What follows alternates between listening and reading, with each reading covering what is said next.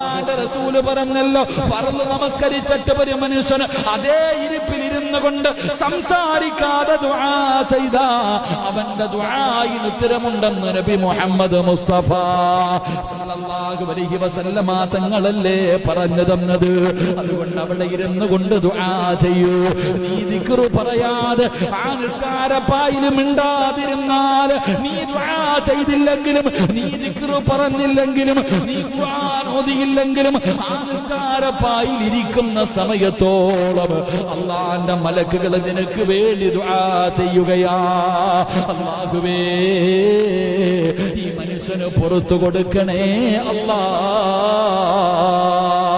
ഒരു 10 മിനിറ്റ് ഇരുന്നാൽ, നീ ഒന്നും ചെയ്യാതെ ദിക്ർ പറയാതെ നീ ചുമ്മാതെ നിസ്കാരപ്പായിലിരുന്നാൽ അല്ലാഹുവിന്റെ മലക്കുകൾ നിനക്ക് വേണ്ടി ദുആ ചെയ്യുകയാണ്. നാഥാ, ഈ പാപപ്പെട്ടവന് പുറത്തു കൊടുക്ക് തമ്പുരാനെ, പാപങ്ങൾ പുറത്തു കൊടുക്കല്ലാഹുവേ.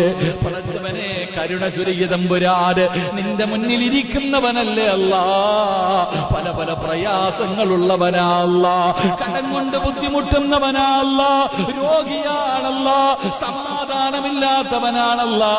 ഇവനോട് നീ കരുണ കാണിക്ക് തമ്പുരാനെ. അല്ലാഹുവിന്റെ മലക്കുകൾ നിനക്ക് വേണ്ടി ദുആ ചെയ്യുമെന്ന് നബി മുഹമ്മദ് മുസ്തഫ സല്ലല്ലാഹു അലൈഹി വസല്ലം